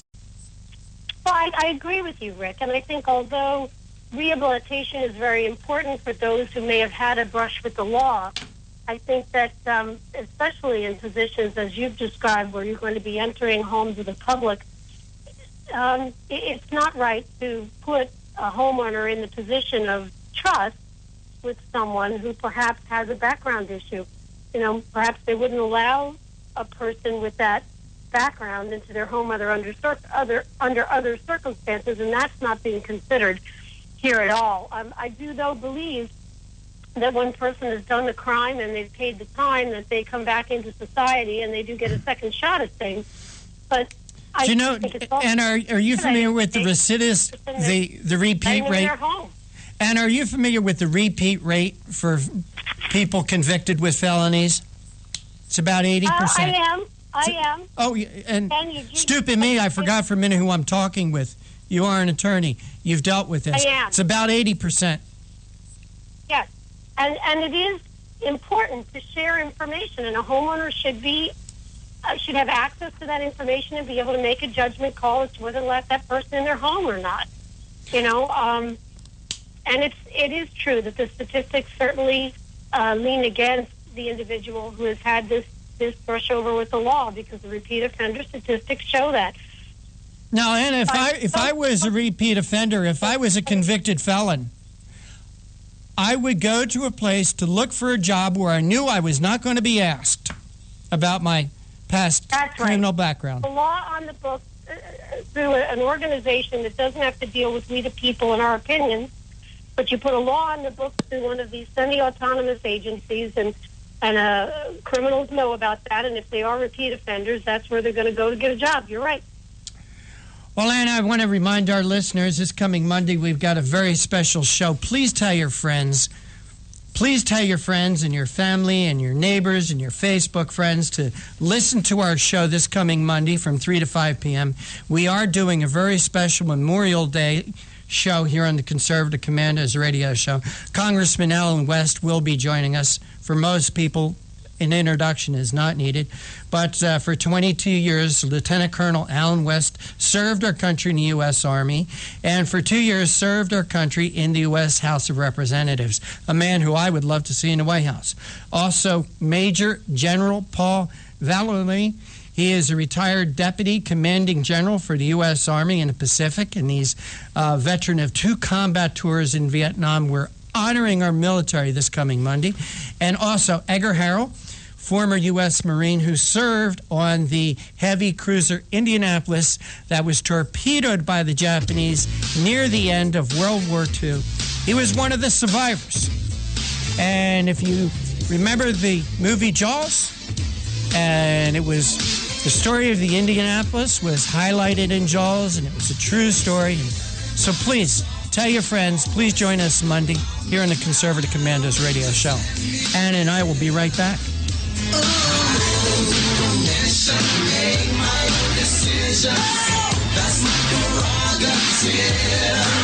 They say I'm crazy.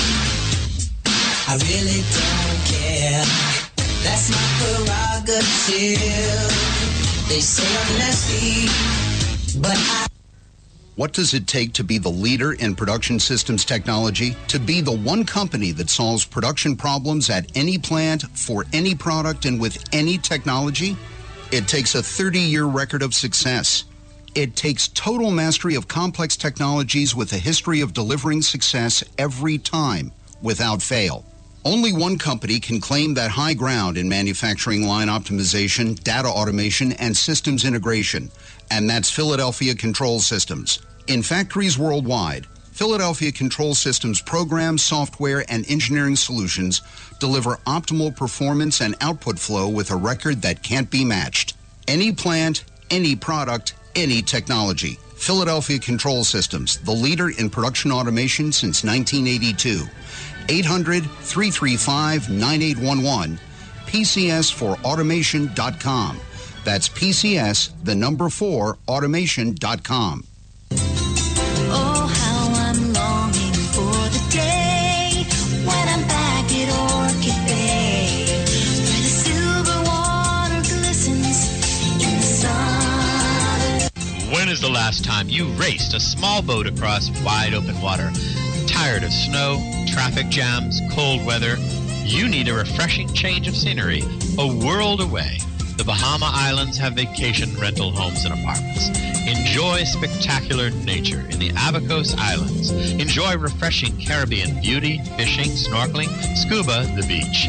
www.enjoyabaco.com. That's ABACO. Enjoyabaco.com. As I sail across the sea of Abaco,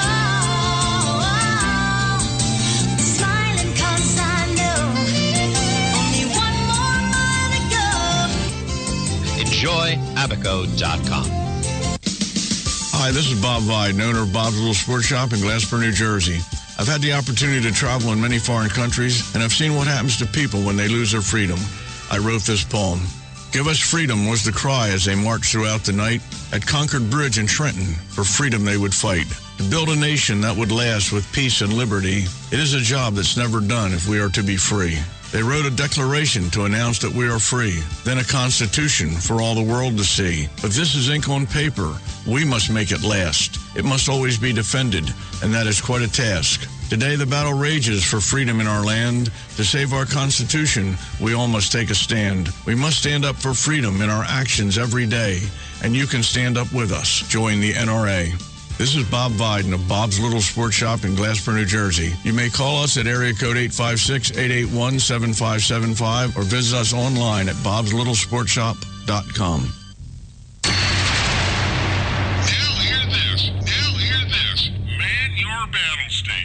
The Obama attack on our Constitution continues. Log on to INRASuperPAC.com and join J.D. Manier and Christina Lamb and hundreds of Reagan conservative commandos who demand our country return to its founding documents and principles. We are part of the nation's oldest and largest GOP volunteer organization, the National Federation of Republican Assemblies. We register voters, endorse conservative candidates, and dig deep to give you the truth on the big issues.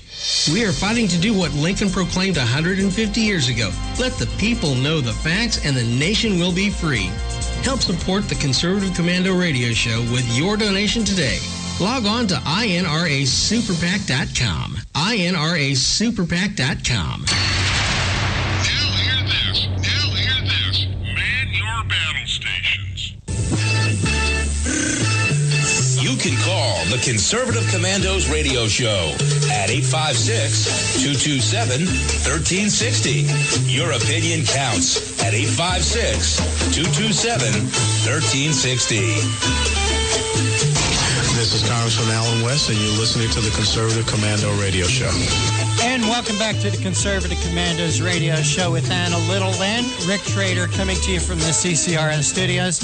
That was Congressman Alan West, and he's going to be a very special guest here Monday, a very special edition, live edition of the Conservative Commandos Radio Show.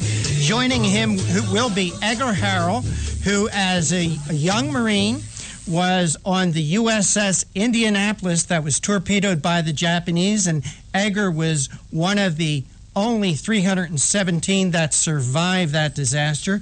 And also we're going to have Major General Paul Vallely joining us here. General Vallely was a deputy commanding general for the U.S. Army in the Pacific in 1991. Since he retired, he's a Fox News analyst and the co-author of the book Endgame, The Blueprint for Victory on Terror, on the War on Terror.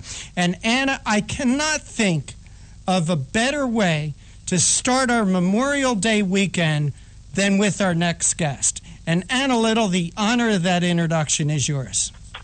Well, thank you, Rick, and I do consider it a very distinct honor to introduce this guest to you, listeners. General George Casey, Jr. He's one of the most accomplished soldiers in U.S. history, an authority on strategic leadership. He's the 36th Chief of Staff of the U.S. Army, and General Casey led what is arguably the world's largest and most complex organization, 1.1 million people strong, $200+ billion annual budget, and during one of the most extraordinary periods in military and global political history, he's widely credited with restoring balance to the war-weary U.S. Army. Prior to this post, General Casey commanded the multinational force, Iraq, a coalition of more than 30 countries, where he guided the Iraq mission through its toughest days, and he led cultural change in the U.S. Armed Forces and built the Iraqi security institutions to set the conditions for our long-term success. General Casey, welcome to the Conservative Commandos radio show. Thank you, Anna. You made me tired listening to all that. And your humility is well noted, but the recognition is well deserved. And I'm so glad that you're here today because we're going to have a historical event this Saturday, May 24th. That's tomorrow morning. So tell us about it. It's on the National Mall in Washington at the Vietnam Vet Memorial, and I believe it's going to deal with the Iraq War and those who have paid the ultimate sacrifice since September 11th, 2001. Go ahead and give us the details. Yeah, that's right, Anna. And what we're going to do tomorrow is about over 450 readers are going to read the names of the men and women who have given their lives in Iraq and Afghanistan and the supporting areas since September 11th. And there's almost 7,000 of them. There'll be an opening ceremony at 9 o'clock, and the reading will begin at 10, and it'll go on past 5:30 tomorrow night. But, it's been very interesting for me to watch how one generation of veterans, the Vietnam generation, have really helped set the stage for the way the country has felt and expressed their support for this generation of veterans. And Jan Scruggs, who is the head of the Vietnam Veterans Memorial Fund, thought that as the war in Afghanistan was winding down, and on Memorial Day, it would be appropriate to recognize our fallen from the last almost 13 years at war. And so I think this is going to be a very moving day tomorrow at the wall.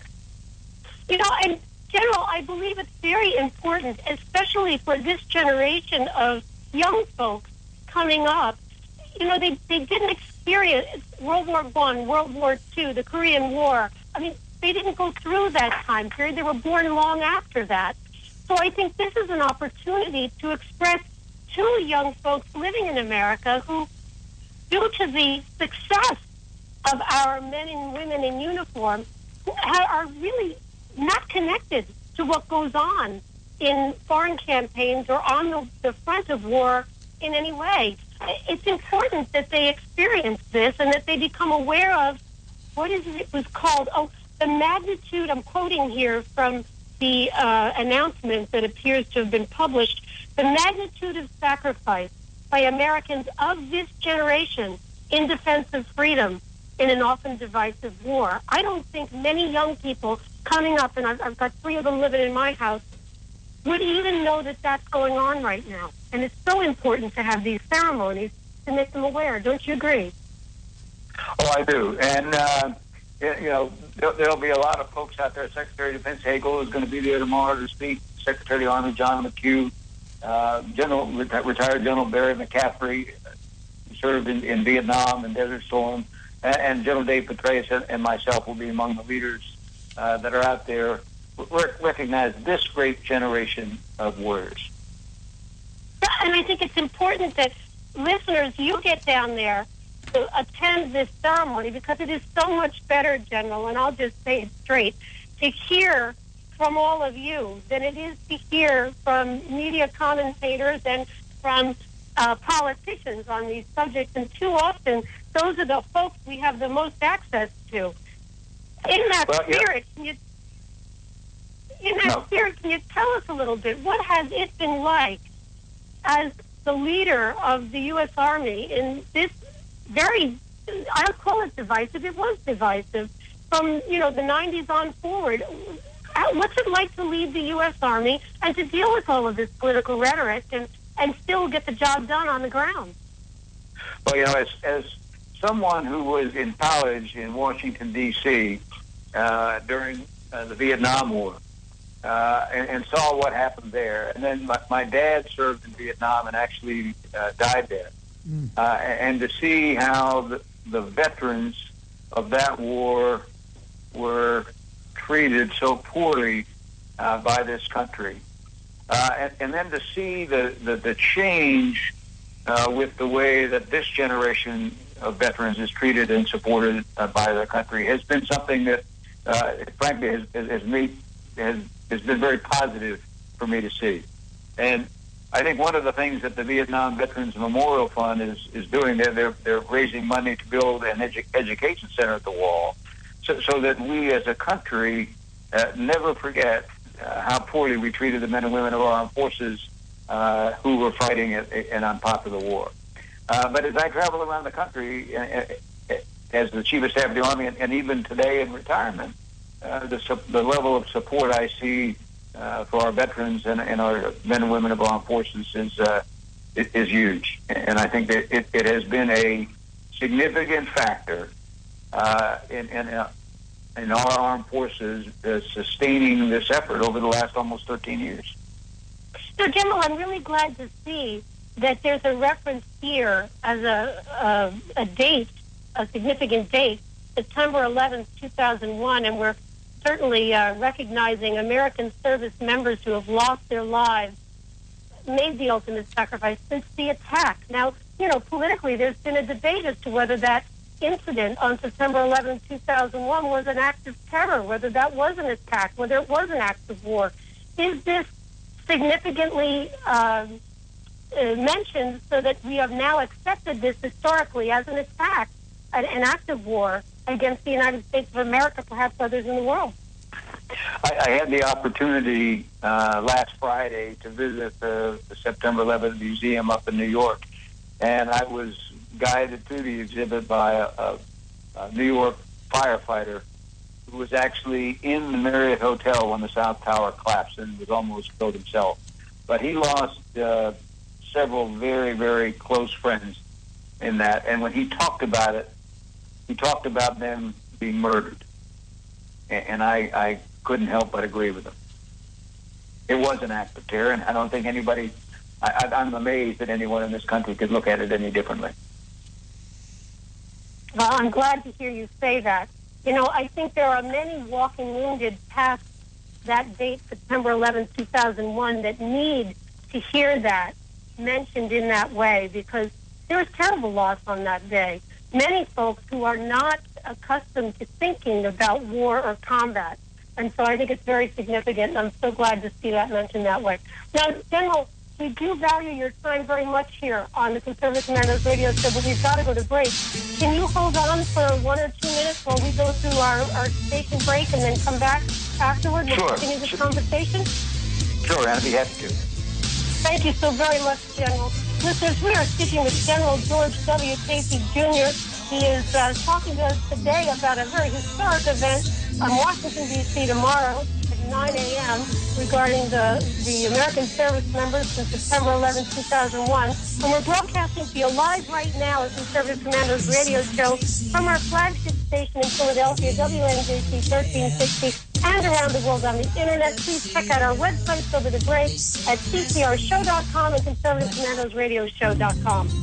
Oh, how I'm longing for the day when I'm back at Orchid Bay, where the silver water glistens in the sun. When is the last time you raced a small boat across wide open water? Tired of snow, traffic jams, cold weather? You need a refreshing change of scenery, a world away. The Bahama Islands have vacation rental homes and apartments. Enjoy spectacular nature in the Abacos Islands. Enjoy refreshing Caribbean beauty, fishing, snorkeling, scuba, the beach. www.enjoyabaco.com. That's ABACO. Enjoyabaco.com. As I sail across the sea of Abaco, smiling 'cause I know only one more mile to go. Enjoyabaco.com. Hi, this is Bob Vide, owner of Bob's Little Sports Shop in Glasper, New Jersey. I've had the opportunity to travel in many foreign countries, and I've seen what happens to people when they lose their freedom. I wrote this poem. Give us freedom was the cry as they marched throughout the night. At Concord Bridge in Trenton, for freedom they would fight. To build a nation that would last with peace and liberty, it is a job that's never done if we are to be free. They wrote a declaration to announce that we are free, then a constitution for all the world to see. But this is ink on paper. We must make it last. It must always be defended, and that is quite a task. Today the battle rages for freedom in our land. To save our Constitution, we all must take a stand. We must stand up for freedom in our actions every day, and you can stand up with us. Join the NRA. This is Bob Viden of Bob's Little Sports Shop in Glasper, New Jersey. You may call us at area code 856-881-7575 or visit us online at bobslittlesportshop.com. You can call the Conservative Commandos radio show at 856-227-1360. Your opinion counts at 856-227-1360. This is Congressman Alan West, and you're listening to the Conservative Commando Radio Show. And this is the Conservative Commandos Radio Show with Anna Little and yours truly, Rick Trader, coming to you from the CCRS studios, that of WNJC 1360, our flagship station in Philadelphia. The way we do Monday through Friday from 3 to 5 p.m. Eastern, and of course around the world on the internet. I can't think of a better way to start our Memorial Day weekend than with our guest, General George W. Casey, Jr. General Casey, thanks for holding through the break. We appreciate your time.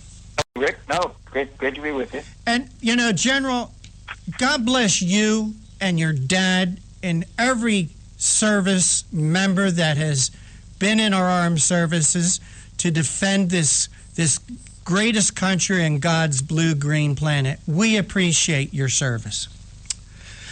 Well, thanks. It's obviously bigger than just the Caseys. Yeah, you know, I spoke at the Wall in 2007 on Memorial Day, and we went there and you know, after it was over, saw my dad's name, and then since we were on the mall, we walked over to the Korean War Memorial, and then on down the mall to the World War II Memorial. And I was struck by two things, as I recall. One, the scope of the loss, the number of men and women who've given their lives to this country over time. But the second thing was how lucky we are as a country to have had generation after generation of Americans who believe so strongly in the values and ideals that this country stands for that they're willing to put their lives on the line for it. And the veterans that we're going to recognize tomorrow are just this current generation of men and women. And it speaks very highly not only of this generation, but also of our entire country. General, let me tell you what one of the things that I love about our country, how we do remember our veterans and our fallen. I can't think, is there anywhere else on earth, any other country, anywhere in the world that honors our military the way we do in this country? I mean, you're down there in Washington. Just think of the wonderful memorials down there. You got the Iwo Jima Monument. You've got the World War II Monument. You got the Vietnam Wall. Throughout our country, we have memorial cemeteries like Arlington and Gettysburg and anywhere else in the world that you have seen that honors our past the way we do? You know, every country honors their fallen. And when I would travel around the world visiting the chiefs of staff of other armies around the world, usually the first thing I would do is to go to their war monument and lay a wreath. But to your point, even though everybody does it, I agree with you. Nobody does it like us. You know, General, earlier you were talking with Anna about the difference, how the Vietnam veterans are treated versus our current veterans are treated. I love to go through an airport. I love to see our troops returning for overseas. I always love to say to them, thank you for your service. General, I remembered Vietnam, and it wasn't that way. They were afraid to wear their uniforms in airports. They didn't want to be spat upon and cursed at. I know. I was in ROTC during that time. I know it well. And Colonel, General, let's talk about the Vietnam Wall for a minute. And General, I love to visit our military memorials. I've been to Gettysburg, I've been to Arlington, I've been to Antietam, I've been to Normandy, and I've walked through those cemeteries. You know, FedEx is here. And, I'm sorry, General? No, go ahead. Okay. And, you know, I've been to Washington, I've seen the memorials there, I've seen memorials all around the country. But, General, what is it about the Vietnam Wall? It is one of the most somber places that I have ever been. There's almost like an eerie mystique around it that I've experienced nowhere else. Do you know what I mean? I know exactly what you mean. I will never forget my first visit to the wall right after it opened. And I remember parking my car on Constitution Avenue, and I'm walking across the grass, and I'm looking for this monument. And I don't see anything. Then I see a sidewalk, and I get on it, and I made a right turn by the western end of the wall, and then I saw it. And it was like a hand grabbed my throat. And I've never been moved at a memorial to the extent I was that day. And I walked down, and I found my dad's name on the wall. And boy, it is gut wrenching. I agree with you. You know, General, I had a very similar experience the first time I visited the wall. I was excited. And then when, you know, it's for people who haven't ever been there, it's kind of on the border of a wooded area.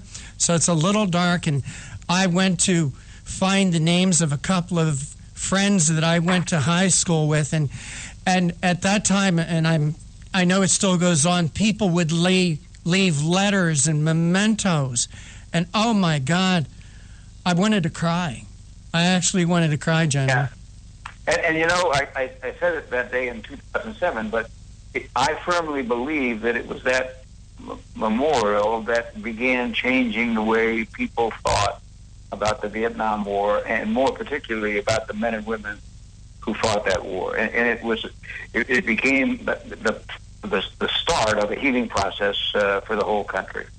You know, the last time this reading of the names was done there, it was done in 1982, and all 58,000 names of the men and women who died in Vietnam were read, and it took 3 days. So tomorrow is very significant for this particular generation of veterans. General, before I let Anna up, I have to remind our audience, it's just not the 7,000 of our brave that have lost their lives defending our country since September 2011, but over 50,000 have been wounded. We have to also remember those. Back to you, Anna. Yeah, and I'd also add, Rick, that we can't forget the 20,000 or so surviving family members of those men and women who gave their lives. And I'm glad to hear you say that, General, because, you know, on occasion, given my short stint in local politics, I get the opportunity to speak at some of these ceremonies, and that's generally what I choose to bring to light, not having had any military experience of my own, and the nearest family member being at least a generation ahead of me, my godfather, and he was U.S. Army, he was World War II Japan. But, other than that, what I offer is that, we still have active military today deployed in harm's way, putting their lives on the line. The reason we experience such freedom to enjoy Memorial Day weekend and to spend that time with our families and to mourn the loss of those who have paid the ultimate sacrifice is largely because there are families today whose loved ones are there right now. Again, I'm going back to what's been published here about tomorrow's ceremony. It says the sacrifices undertaken by American patriots in the wake of 9/11, 2001 have been extraordinary.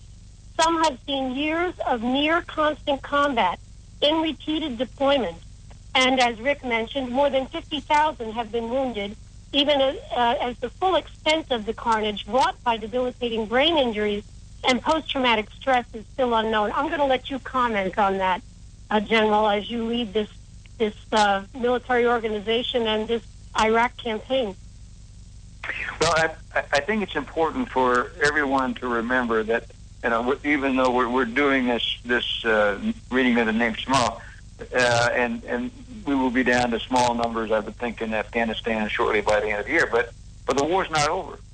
We're involved in a long-term ideological struggle against global extremism, and it's not one that we can just say we're done, because there are bad people out there every day planning to come after us and hurt us at home. And so the war's not over. And at the same time that we remember that, we also have to remember that the cost of this war is going to be with us for a while. Of that 50,000 men and women that were wounded, some 10,000 of them were wounded seriously enough to require long-term care. General, that's wonderful information with which to close out the segment. Where can our listeners get in touch with you if they want to talk to you more about the historic events on Saturday or any other information about your very significant experience with regard to these topics? If they can go back to the Vietnam Veterans Memorial Fund, and they know how to get in touch with me. Thank you so much, General. Thanks for giving us the time to talk about this. Oh, no, thank you for giving us your time here on Conservative Commandos Radio Show. We hope you'll come back soon. Take care. All right, and I also want to remind our listeners once again, please join us Monday for a very special live Memorial Day show. We've got Congressman Alan West joining us, General Paul Vallely joining us, and also Edgar Harrell, survivor from the heavy cruiser Indianapolis. And I would like you to take us out in a very special way on this Memorial Day weekend. While the storm clouds gather all across the sea, let us pledge allegiance to a land that's free. Let us all be grateful for a land so fair as we raise our voices in a solemn prayer. God bless America, land that I love. Stand beside her and guide her through the night with the light from above, from the mountains to the prairies, to the oceans white with foam. God bless America, my home sweet home. God bless America, my home sweet home.